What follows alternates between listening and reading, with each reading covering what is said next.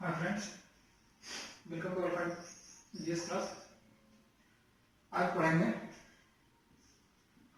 Light chapter, जो काफी महत्वपूर्ण है सभी एग्जाम्स के लिए। लाइट जो है ये सभी एग्जामों के लिए महत्वपूर्ण, चाहे वो सिविल सर्विस हो या वनडे एग्जाम हो, वनडे एग्जाम कोई भी हो, तो उसके लिए ये लाइट चैप्टर काफी महत्वपूर्ण है। तो हम पढ़ेंगे प्रकाश क्या है। सबसे पहले जानेंगे प्रकाश क्या है। लाइट,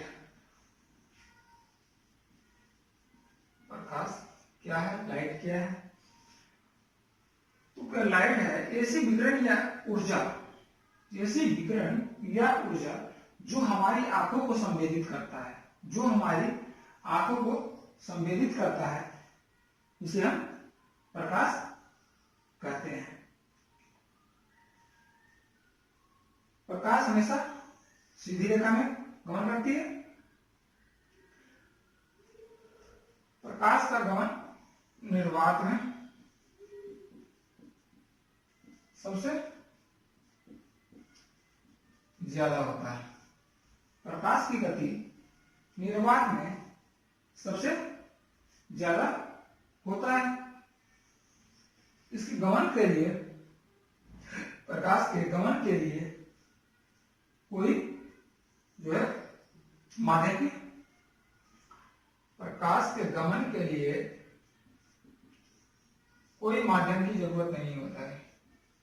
कोई माध्यम की जरूरत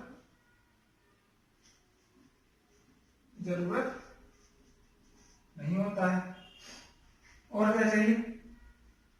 प्रकाश के माध्यम, प्रकाश किस घटना को प्रदर्शित करता है? प्रकाश ध्रुवण की घटना को प्रदर्शित करता है। ध्रुवण की घटना किसमें होता है? प्रकाश में। इसमें एक इंपॉर्टेंट है प्रकीर्णन,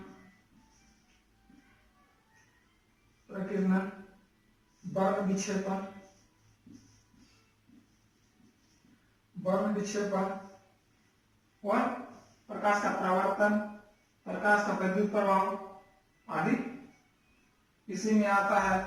हमारा सूर्य ग्रहण और चंद्र ग्रहण भी इसी के अंतर्गत, प्रकाश के चंद्र के अंतर्गत ही आएगा। तो हम सबसे पहले पढ़ेंगे प्रकाश के अंदर सूर्य ग्रहण। छोटा चैप्टर है, छोटा से बड़ा की ओर जाएंगे। तो सबसे पहले हम सूर्य ग्रहण पढ़ लेते हैं। काफी इंपोर्टेंट क्वेश्चन भी पूछा भी जाता है जहां वनडे, लगभग सभी तरह के वनडे एग्जाम में ये जो है घटना पूछा जा चुका है, सूर्य ग्रहण और चंद्र ग्रहण। सूर्य ग्रहण,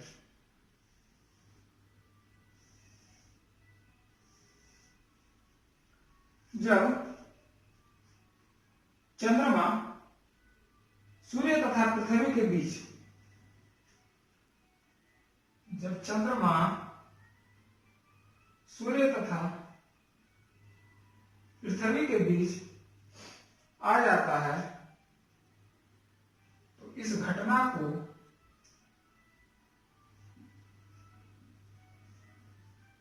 सूर्य ग्रहण कहलाता है। सूर्य ग्रहण कहलाता है। ग्रहण हमेशा कहां लगेगा? इधर, यानी सूर्य का परछाया जो है, सूर्य तो हमेशा स्थिर रहता है, घूम कौन रहा है? पृथ्वी मूव कर रहा है। और ये क्या होता है? मून मूव कर रहा है, इसके चारों ओर मून मूव कर रहा है। ठीक है, ये मूव कर रहा है। ये स्थिति ऐसी आ गई, यह जो है सूर्य और पृथ्वी के बीच में आ गया, जिससे इसकी छाया जो है पृथ्वी पर पड़ रहा है। इसकी छाया, चंद्रमा की छाया पृथ्वी पर पड़ रहा है। इस घटना को हम क्या कहेंगे? Solar Eclipse.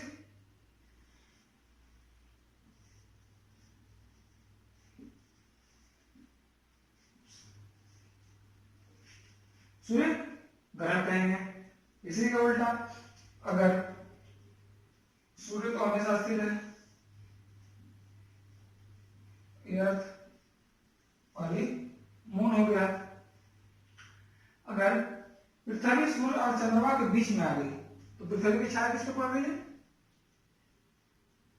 चंद्रमा पे पड़ रही है, तो क्या हो जाएगा? इस घटना को चंद्र ग्रहण कहा जाता है। चंद्र ग्रहण कहा जाता है। सूर्य ग्रहण हमेशा अमावस्या के दिन होगा और ये हमेशा पूर्णिमा के दिन होगा। इसमें अंधेरा हो जाएगा, इसमें भी अंधेरा क्योंकि परछाया पड़ रहा है। ठीक है।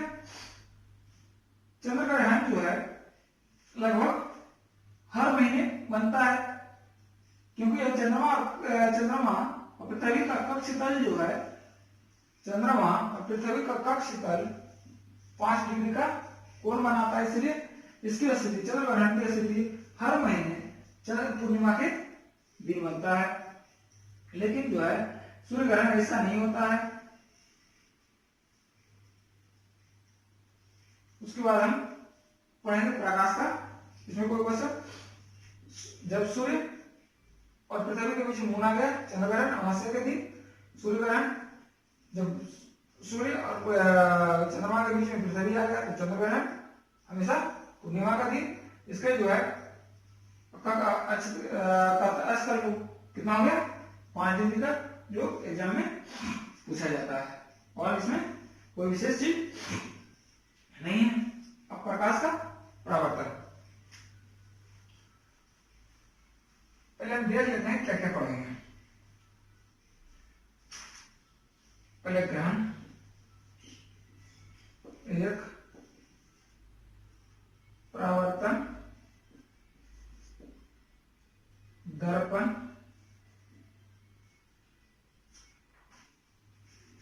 लेंस। दर्पण और लेंस दोनों एक ही में आ जाएगा। उसके बाद हो गया प्रकीर्णन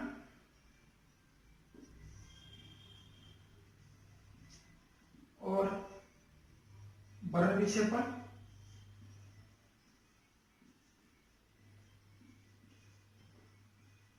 आंख और कैमरा दोनों एक साथ में आएगा। आंख जो है कैमरा के बाद काम करता है। ठीक है। इतना चीज हम पढ़ेंगे। ग्रहण आप पढ़िए। अब पढ़ेंगे प्रकाश का परावर्तन। प्रकाश का परावर्तन, प्रकाश जो है सीधी रेखा में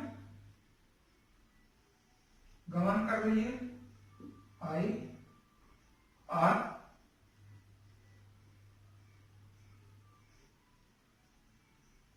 आई आर। ठीक है। अब जो है जब प्रकाश, इसको कैसे परिभाषित करेंगे?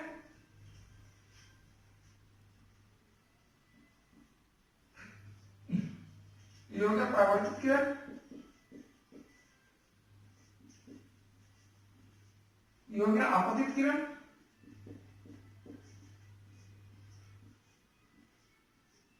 आपतित किरण, आपतित किरण और परावर्तित किरण। ये हो गया angle I, angle I equal to angle are.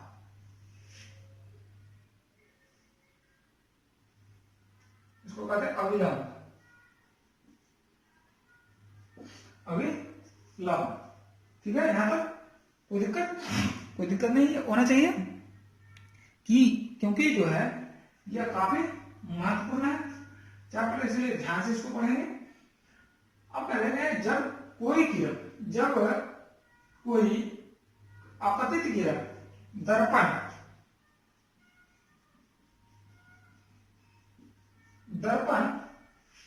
पर आपतित होता है, दर्पण पर आपतित होता है और वापस उसी स्थिति से, उसी एंगल से, उसी कोण से वापस दर्पण से उसी माध्यम में परावर्तित हो जाता है। इसको कहते हैं sine I equal to sine R, आपतित कोण बराबर परावर्तित कोण। ठीक है, आपतित कोण बराबर परावर्तित कोण। चाहे माध्यम कोई भी हो, माध्यम कोई भी हो, हमेशा जैसे कांच होगा, कांच से भी प्रकाश तक गुजर सकता है। दूसरा भींगा हुआ जितना भी पारदर्शक वस्तु है उससे क्या होता है, प्रकाश का गमन हो सकता है। बट जो इसका कोण होगा आपतन कोण और आपतन कोण और जो होगा वो परावर्तन कोण के बराबर होगा, यानी जिस कोण से वापस आएगा उसी एंगल से वापस चला जाएगा। ठीक है,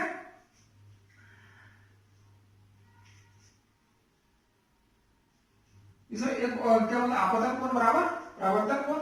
दूसरा एक नियम होता है आपतन कोण, आपतन कोण परावर्तन कोण तथा अविलंब तीनों एक ही तल पर होता है। तीनों जो है एक ही तल पर होता है। ये परावर्तन क्या, प्रकाश के परावर्तन का नियम के अनुसार, प्रकाश के परावर्तन के नियम के अनुसार होता है। आपतन कोण का मान परावर्तन कोण के मान के बराबर होगा। आपतन कोण, परावर्तन कोण तथा अविलंब तीनों एक ही तल पे होना चाहिए, तभी ये प्रकाश के परावर्तन के नियम को पूरा करेगा। ठीक है,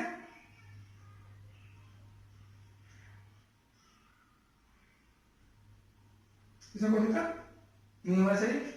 sine I equal to sine R, ये हो गया आपतित किरण। आपतित किरण द्वारा जो आपतित किरण और दर्पण के बीच जो बनाया गया कोण आपतन कोण, परावर्तन किरण परावर्तित किरण और दर्पण के बीच बनाया गया कोण क्या हो गया, परावर्तित किरण, और ये जो है अविलंब कहलाया। ठीक है, कोई दिक्कत नहीं होना चाहिए।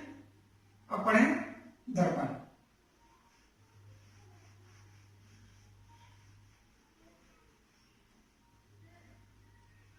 अब आ जाते हैं दर्पण। पहले इसलिए कहा है परावर्तन क्योंकि दर्पण से एक शब्द यूज किया था, किसका, दर्पण का। दर्पण, दर्पण किसको कहते हैं, दर्पण कांच का वह टुकड़ा, कांच का वह टुकड़ा जिससे प्रकाश का परावर्तन न हो, जिससे प्रकाश का परावर्तन न हो तथा उससे एक प्रतिबिंब, उसमें एक प्रतिबिंब बनता हो या प्रतिबिंब दिखाई देता हो, वो दर्पण कहलाता है।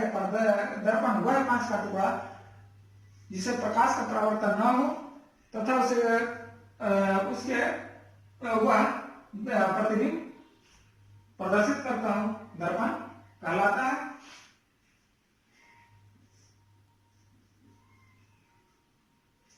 पॉलिश किया हुआ है, यह है दर्पण। ठीक है, दर्पण ये से प्रकाश का किरण बाहर नहीं जाएगा क्योंकि एक साइड पॉलिश किया हुआ है। तो पॉलिश किया हुआ है और इसमें क्या होगा, आपतित किरण और परावर्तित हो गया, उसी सतह से परावर्तित हो गया, यह अविलंब हो गया। ठीक है, इससे जो है एक क्या बना, एक प्रतिबिंब बनता है, चाहे वो उल्टा बने, सीधा बने, छोटा बने, बड़ा बने, ये दर्पण में हम आगे पढ़ेंगे उसी के अनुसार कि दर्पण में हमारा जो है प्रतिबिंब किस टाइप का बन रहा है। ठीक है, अगर कोई दिक्कत हो तो बताइएगा। तो दर्पण में है कोई वस्तु, यहां है, यहां से जो किरण पड़ा यहां प्रतिबिंब बनेगा, यहां या यहां या यहां, जो भी है उसके अनुसार, फोकस के अनुसार वो प्रतिबिंब बनता जाएगा। लेकिन जो है प्रकाश इससे वापस पार नहीं जाएगा, जो दर्पण कहलाएगा। दर्पण, दर्पण को हम 3 भागों में बांटते हैं। दर्पण को हम 3 भागों में, समतल, उत्तल और अवतल। समतल, उत्तल और अवतल। ठीक है, तो पहले समतल दर्पण हम पढ़ेंगे। समतल दर्पण में जो होता है वो एक प्लेन सतह होता है। समतल दर्पण प्लेन सतह होता है। उत्तल दर्पण गोल कांच का टुकड़ा होता है। उत्तल दर्पण गोल कांच का टुकड़ा होता है और अवतल दर्पण में गोल कांच का टुकड़ा होता है। ये हो गया, ये हो गया उत्तल, जिसका उभरा भाग है, जिसका धसा हुआ भाग है उसको अवतल कहेंगे पहचानने के लिए। ये क्वेश्चन बहुत इंपॉर्टेंट रहता है। जब दो समतल दर्पण को आमने सामने रख दिया जाए, क्वेश्चन आता है जब दो समतल दर्पण को आमने सामने रख दिया जाए तो उसमें बने प्रतिबिंबों की संख्या क्या होगी। माना कि दो दर्पणों के बीच थीटा एंगल बना हुआ है, थीटा एंगल बना हुआ है, तो इसको करेंगे दर्पण के पर प्रतिबिंब की संख्या बराबर, प्रतिबिंब की संख्या निकालने के लिए इस एंगल के बीच में मान लिया थीटा है, इस तरह से भी हो सकता है, इस तरह से भी हो सकता है, इस तरह से भी हो सकता है। मान लिया थीटा है, तो इसका संख्या बराबर 360 बाई थीटा होगा। अगर ये सम संख्या में है तो 360 बाई थीटा माइनस 1। यानी हमेशा ध्यान रखना है दो समतल दर्पणों के बीच बनने वाले प्रतिबिंबों की संख्या हमेशा विषम संख्या में होगा, अर्थात दो समतल दर्पणों के बीच बनने वाले प्रतिबिंबों की संख्या विषम संख्या में होगा। ठीक है, दूसरा समतल दर्पण में पहला गुण, दूसरा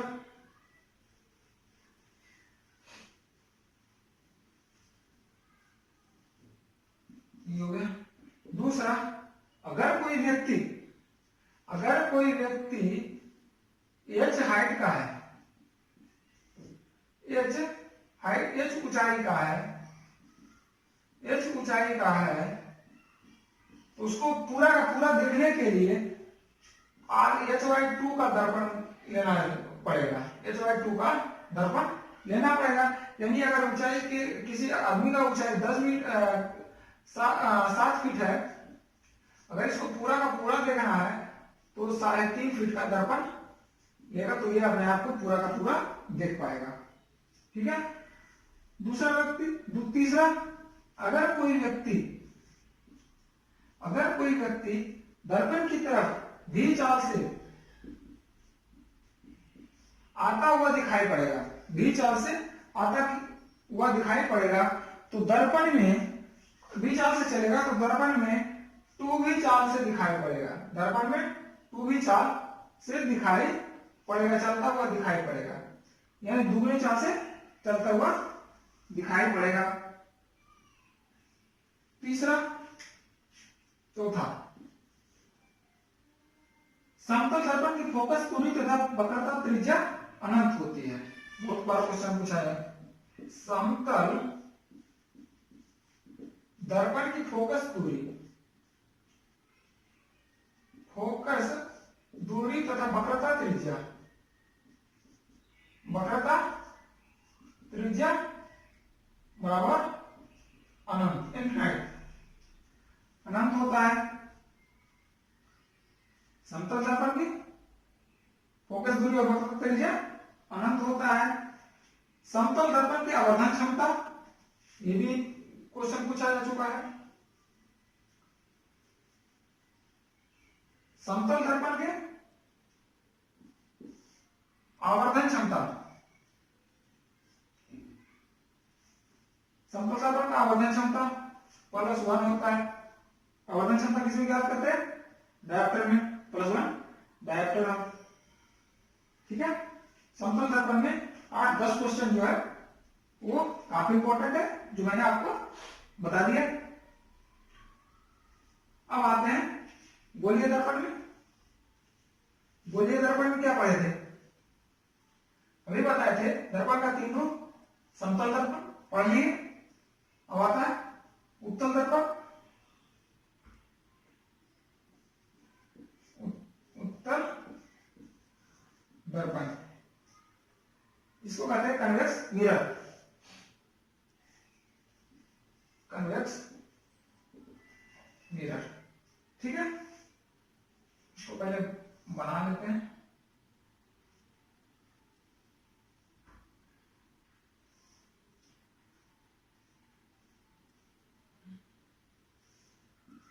ठीक है, ये हो गया ध्रुव, पोल, फोकस और ये सेंटर।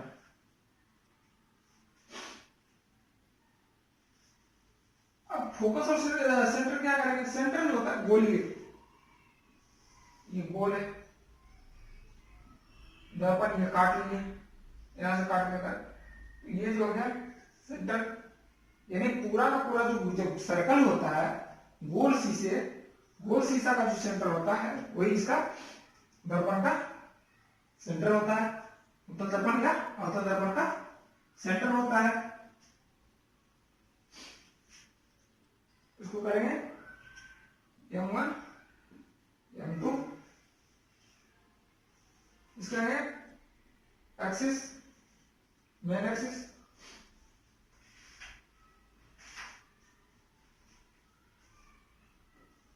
ठीक है।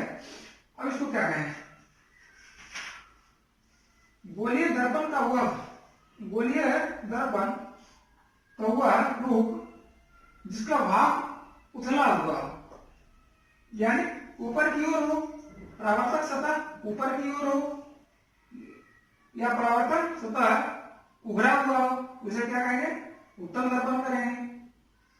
यह जो है अनंत से आने वाली किरणों को फैलाता है, अनंत से आने वाली किरणों को फैलाता है या अपसारित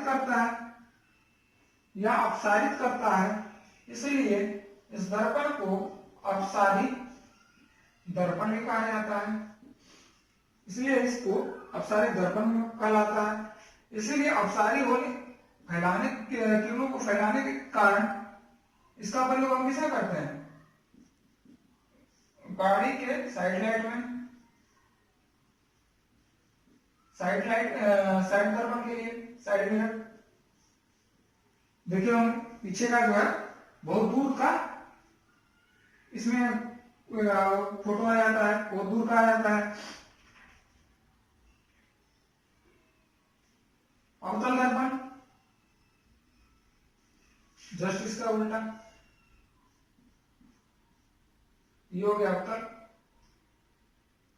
ये अभिसारित कर रहा है, ये जो है अभिसारित कर रहा है, ये फैला रहा है, ये अभिसारित कर रहा है, ये अभिसारित कर रहा है,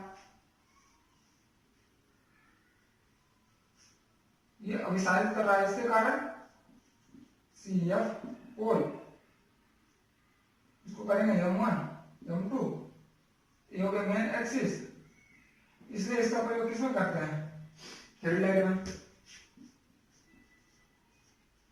हेडलाइट में देखें हमने कि आपका फोकस जो है किसी एक जगह पे जाता है, यानी अभिसारित होकर जाता है, ठीक है। और कोई दिक्कत, दर्पण का सूत्र जो होता है 1/F बराबर 1/V + 1/U,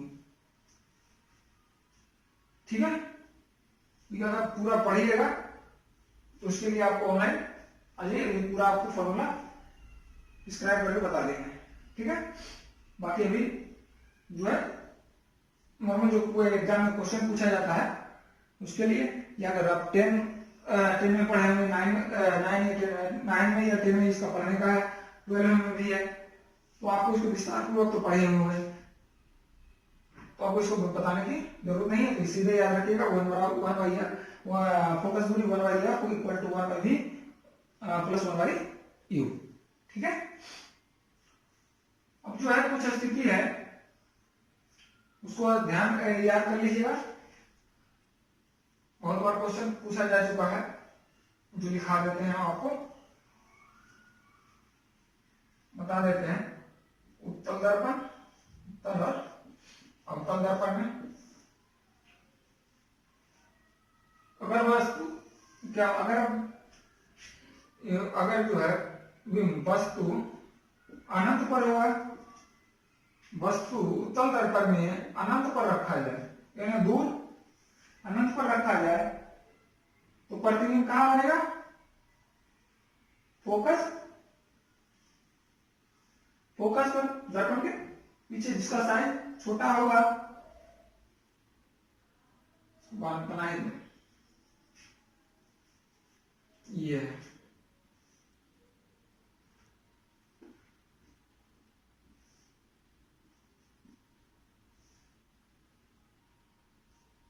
हो गया अनंत, और वस्तु रखा हुआ है। ठीक है, मेन एक्सिस।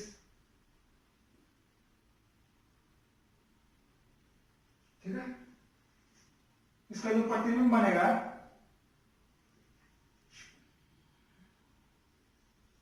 सी एफ,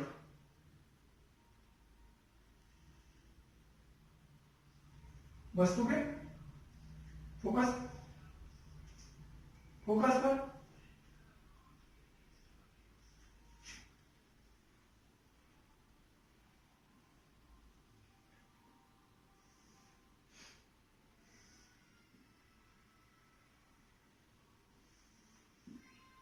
ये बनेगा। ठीक है, प्रतिबिंब यहां बनेगा, फोकस यहां बनेगा। अगर वस्तु को दर्पण और ध्रुव के बीच में रखा जाए यहां पे, तो अब कैसा बनेगा? ध्यान रखिएगा, तो जो है ये पोल और एफ के बीच में बनेगा। ठीक है, इसी तरह से अवतल दर्पण में भी स्थिति को ध्यान दीजिएगा, पढ़ लीजिएगा। आपको जो है अल्फा जीएस में आपको पूरा का पूरा मिल जाएगा, अल्फा जीएस बुक के, ये कमेंट कीजिएगा, आपको भेज दिया जाएगा। अब इसको जो है उपयोग, गोलीय दर्पण का उपयोग कहां कहां करते हैं, तो अभी बताया आपको। अवतल दर्पण का प्रयोग साइड मिरर में उपयोग करते हैं उत्तल दर्पण का, और जहां उसको लाइट को फैलाना हो वहां यूज करते हैं। सड़क पर परावर्तक लैंप लगा हुआ था, रिफ्लेक्टर क्या होता है, रिफ्लेक्टर लैंप, उसमें भी क्या होता है, अवतल दर्पण का प्रयोग किया जाता है। उत्तल दर्पण का, अवतल दर्पण का सिरा बनता है और वस्तु से बड़ा बनता है अवतल दर्पण में, इसलिए अवतल दर्पण का प्रयोग दाढ़ी बनाने में भी किया जाता है। नाई के पास जो होता है घर में समतल दर्पण होता है, तो ध्यान रखिएगा, कहीं कंफ्यूज नहीं कीजिएगा। आंख, कान, नाक, कान, गला, ईएनटी डॉक्टर जो है अवतल दर्पण का प्रयोग किया जाता है, इसके लिए इंडोस्कोपी करने के लिए, क्योंकि वो जो है पूरा का पूरा लाइट को एक जगह एकत्रित करता है। ठीक है, और अवतल दर्पण का प्रयोग कहां किया जाता है, सोलर कुकर में प्रयोग किया जाता है।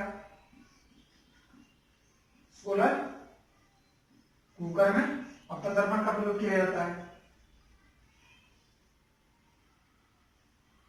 और ऐसे बहुत सारे उदाहरण हैं जो होता है दैनिक जीवन में। सोलर कुकर हो गया, आपको सोलर प्लेट में अवतल का ही प्रयोग किया जाता है, और बहुत सारे उदाहरण हैं। रेड लाइट में भी अवतल दर्पण का प्रयोग किया जाता है। अब आते हैं इसका अपवर्तनांक, जिसको कहते हैं refractive index. Refractive index, refractive index. Refractive index क्या होता है? अपवर्तनांक माध्यम का वह गुण होगा, अपवर्तनांक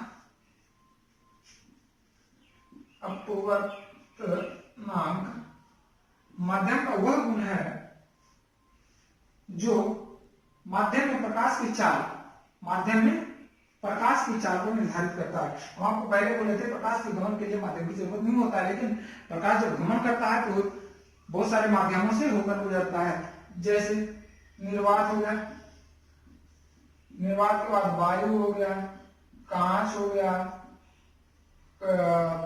तेल वाला कागज हो गया, इससे भी गुजरता है। अर्धपारदर्शक होता है। आदि जो है पानी हो गया, क्या नाम है इसका, एल्कोहल हो गया, नमकीन वाटर हो गया, साल्टी वाटर आदि जो है सभी माध्यम से यह अपवर्तनांक निर्धारित करता है कि प्रकाश की चाल जो है इसमें क्या होता है, इस माध्यम में इस रेट से जाएगा। तो अपवर्तनांक बराबर क्या होता है, निर्वात में प्रकाश की चाल, क्योंकि इसमें कोई निर्वात में प्रकाश की चाल बटे माध्यम में प्रकाश की चाल,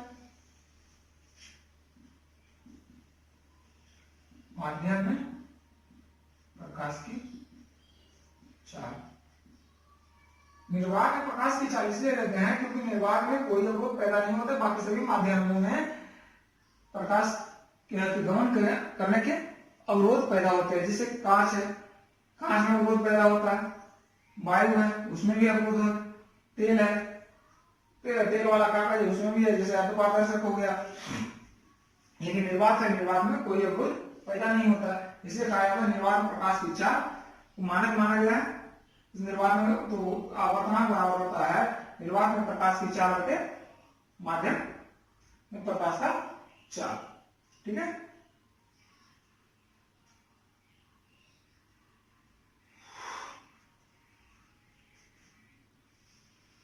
उसके बाद इसी में है पढ़ेंगे अपवर्तन, प्रकाश का अपवर्तन की घटना।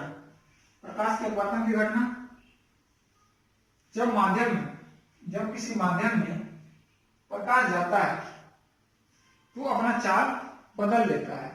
जब किसी माध्यम में प्रकाश जब जाता है तो अपना चाल बदल लेता है और वो उसी चाल से फिर जाता है, बदले हुए चाल से जाता है। अगर प्रकाश की चाल, अगर प्रकाश सघन माध्यम से विरल माध्यम में, अगर प्रकाश सघन माध्यम से विरल माध्यम में प्रवेश करता है तो वह अविलंब से दूर भागता है।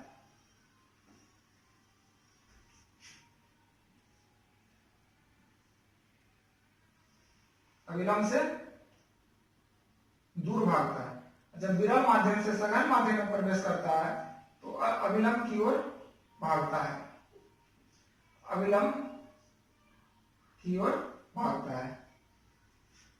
जब प्रकाश सघन माध्यम से विरल माध्यम की ओर जाता है तो अविलंब से दूर भागता है, जब विरल माध्यम से सघन माध्यम की ओर आता है तो अविलंब की ओर आता है। अब इसी की घटना है, यह है पानी। पानी में पड़ी हुई सुई टेढ़ी दिखाई देती है, क्यों? पानी में पड़ी हुई सुई टेढ़ी दिखाई देती है, क्यों? ये अपवर्तन के कारण ही, इसको कहते हैं रिफ्रैक्शन। रिफ्रैक्शन, इसको हिंदी में समझ में आ रहा है, बताइए उसका अंग्रेजी बताते चले जाएंगे। रिफ्लेक्शन, रिफ्लेक्शन के कारण पानी में पड़ी हुई सुई टेढ़ा दिखाई देता है। पानी में पड़ी हुई मछली ऊपर की ओर दिखाई देता है, यानी ऊपर उठी हुई दिखाई देता है।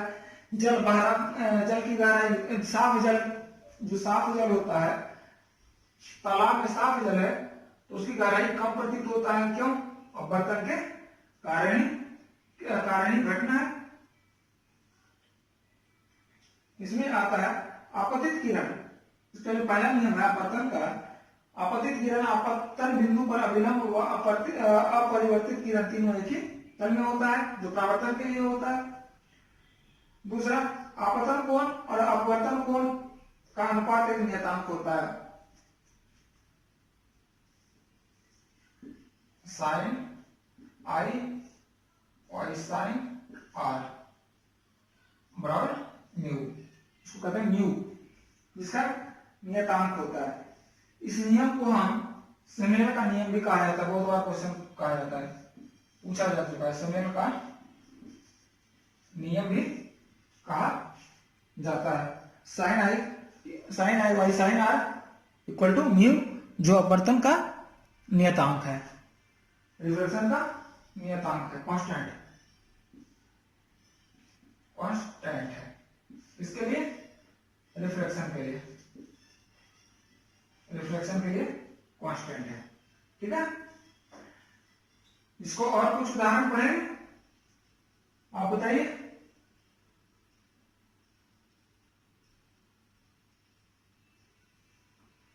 हाँ, सूर्य जो है उगते या डूबते समय सूर्य क्या होता है? क्षितिज पर क्षितिज बनता है। जब सूर्य उगता है या डूबता है तो इस टाइप का बनता है क्षितिज बनता है। लगता है कि पृथ्वी और सूर्य दोनों एक साथ है, क्षितिज बनता है। और वायुमंडलीय अपवर्तन के कारण तारे आकाश में टिमटिमाते हैं। वायुमंडलीय अपवर्तन के कारण तारे आकाश में टिमटिमाते हैं। और अभी तो बताए थे मछली जो है जल के अंदर ऊपर की ओर दिखाई देता है, साफ जल में मछली ऊपर की ओर दिखाई देता है, ठीक है। रिफ्लेक्शन खत्म। जितना फास्ट हो सके फास्ट चलिए, ताकि जो है सही समय पे सारा कुछ खत्म हो जाए। अब आता है पूर्ण आंतरिक परावर्तन, टोटल इंटरनल रिफ्लेक्शन। ये भी काफी इंपॉर्टेंट है, internal reflection, total internal reflection, ठीक है। उसको क्या कहेंगे? जब प्रकाश की किरण सघन माध्यम से विरल माध्यम में जाता है, जब प्रकाश की किरण सघन माध्यम से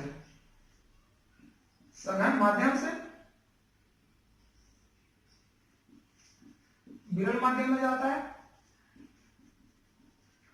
प्रकाश की किरण सघन माध्यम से विरल माध्यम में जाता है तो उसका आपतन कोण का मान बढ़ता है। तो आपतन कोण का मान बढ़ता है, आपतन कोण का मान क्या होता है? बढ़ता है। और अपवर्तन कोण का मान क्या हो जाता है? अपवर्तन कोण का मान 90 डिग्री हो जाता है, जिसे क्रांतिक कोण भी कहते हैं, क्रांतिक कोण भी कहते हैं, क्रिटिकल एंगल क्रांतिक कोण भी कहते हैं। और इस पूरी घटना को क्या कहते हैं? Total internal reflection. नहीं समझ में आया? जब प्रकाश सघन माध्यम से विरल माध्यम में प्रवेश करता है, जब प्रकाश सघन माध्यम से विरल माध्यम में प्रवेश करता है तो आपतन कोण का मान बढ़ जाता है और अपवर्तन कोण का मान क्रांतिक कोण के मान के बराबर होता है। तो ये टोटल घटना क्या होता है? टोटल इंटरनल रिफ्लेक्शन होता है, जिसको हिंदी में कहते हैं पूर्ण आंतरिक परावर्तन, आंतरिक परावर्तन। ठीक है, उसके बाद इसका उदाहरण कुछ पढ़िए, इसका उदाहरण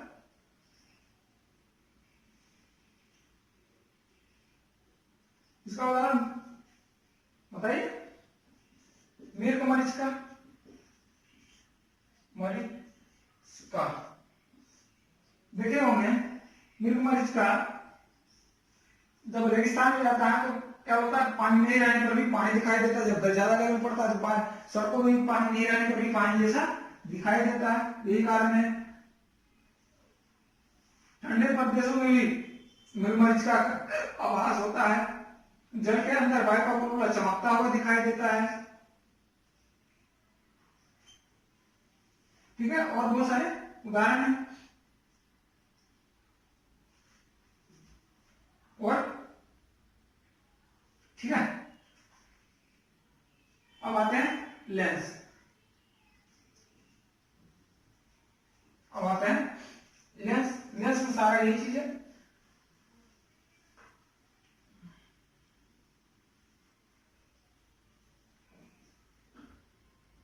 ये हो गया परावर्तन दर्पण। अब पढ़ेंगे लेंस। लेंस क्या होता है अभी बताया था, बोलिए। एक इधर से काट लिया, इधर से काट लिए, दोनों को इसे जोड़ दिए, दोनों को उल्टा जोड़ दिए, ये हो गया। ये कहलाया उत्तल लेंस, ये कहलाया अवतल लेंस। ठीक है, उत्तल लेंस क्या होता है, दोनों ओर से उभरी सतह, दोनों ओर से उभरी सतह से घिरे पारदर्शी माध्यम को। लेंस हमेशा क्या होता है, पारदर्शी होता है, जबकि दर्पण क्या होता है, अपारदर्शी होता है। पारदर्शी माध्यम को लेंस कहते हैं। उसको अभिसारी दर्पण कहते थे, इसको अभिसारी लेंस भी कहते हैं, क्योंकि यह प्रकाश को विसारित करता है, उसको प्रकाश को अपसारित करता है। इसे क्या कहते हैं, अपसारी लेंस कहते हैं।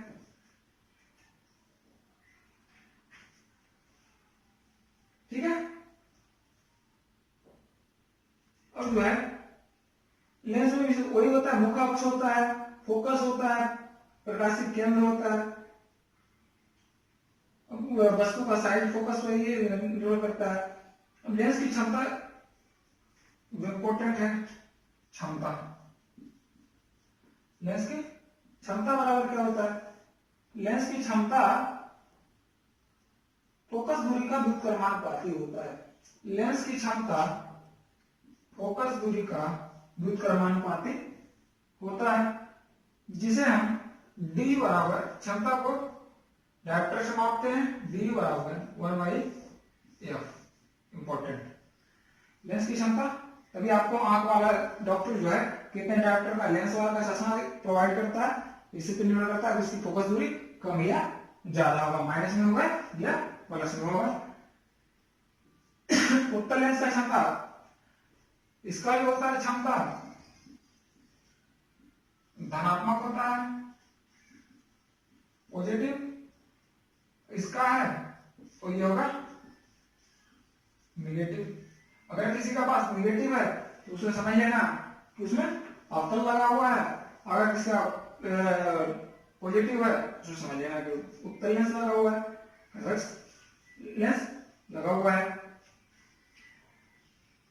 इसी तरह से मैग्निफिकेशन निकालेंगे। मैग्निफिकेशन बराबर क्या होता है, प्रतिबिंब की ऊंचाई बटे वस्तु की ऊंचाई। यम बराबर, सीधे निकाल दो, यम बराबर d/f। ठीक है, अब आता है वर्ग विक्षेपण। इसमें भी 8-10 क्वेश्चन है, पूछने लायक है।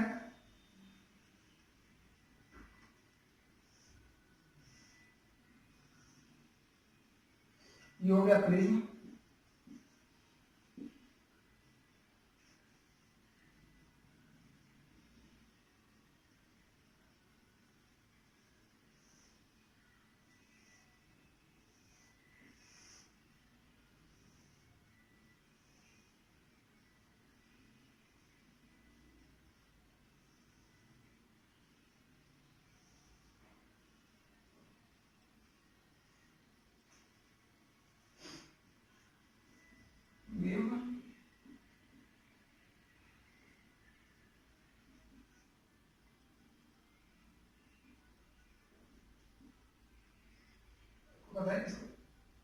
ऐसे कर देते हैं, BIGYOR,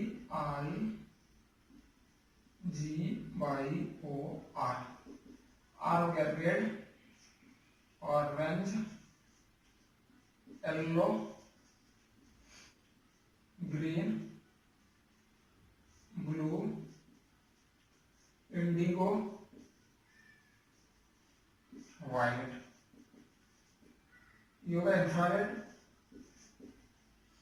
इंफ्रारेड, ये होगा अल्ट्रावायलेट, ये हो गया अल्ट्रावायलेट। ठीक है, जब किसी श्वेत प्रकाश को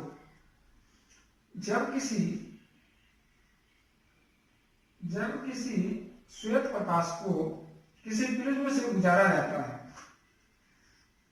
जब किसी श्वेत प्रकाश को किसी प्रिज्म से गुजारा जाता है तो वह प्रकाश 7 रंगों के प्रकाश में विभक्त हो जाता है, तो वह प्रकाश 7 रंगों के प्रकाश में विभक्त हो जाता है, जो सबसे पहले लाल, orange, yellow, green, blue, indigo, violet and ultraviolet violet होता है। अगर इसका जो है, ठीक है, ये 7 रंगों में प्रभावित होता है। यही 7 रंग जो है हमारा किसमें दिखाई देता है? रेनबो में, इंद्रधनुष में। इंद्रधनुष में जो है यही 7 रंग दिखाई देता है। अब जो है, अब इसका पढ़ें, जब हम प्रकाश का तरंग दैर्ध्य के बारे में पढ़ेंगे, प्रकाश के तरंग दैर्ध्य के बारे में पढ़ेंगे तो देखेंगे लाल रंग का तरंग दैर्ध्य सबसे अधिक होता है तथा वायलेट का तरंग दैर्ध्य सबसे कम होता है। लेकिन लाल रंग से भी ज्यादा तरंग दैर्ध्य वाला कोई रे है तो इंफ्रारेड है, और उससे सबसे कम वाला है, वायलेट से भी कम वाला है तो अल्ट्रावायलेट है। लेकिन अगर पूछेगा किस रंग के प्रकाश का तरंग दैर्ध्य सबसे अधिक होता है तो लाल, और किस रंग का तरंग दैर्ध्य सबसे कम होता है तो वायलेट। ठीक है, और सब प्रकीर्णन में किस रंग का सबसे ज्यादा प्रकीर्णन होता है तो वायलेट, और किसका सबसे कम होता है तो रेड का। ठीक है, सबसे बीच का जो होता है वो क्या होता है? ग्रीन होता है। यह क्वेश्चन हमेशा पूछा जाता है, बीपीएससी में भी बीपीएससी में पूछा गया, छत्तीसगढ़ राज्य आयोग में भी पूछा गया है, मध्य प्रदेश में भी पूछा गया है राज्य आयोग में। ये क्वेश्चन काफी महत्वपूर्ण होता है कि बीच में कौन सा रंग होता है। ठीक है, उसमें होता है, रेनबो में भी इसी तरह से होता है। रेनबो में 2 प्रकार का होता है, प्राइमरी रेनबो होता है, सेकेंडरी रेनबो होता है। सेकेंडरी रेनबो में जो होता है वो रेड, प्राइमरी में रेड बाहर की तरफ होता है, लेकिन सेकेंडरी में वायलेट बाहर की तरफ होता है। ठीक है,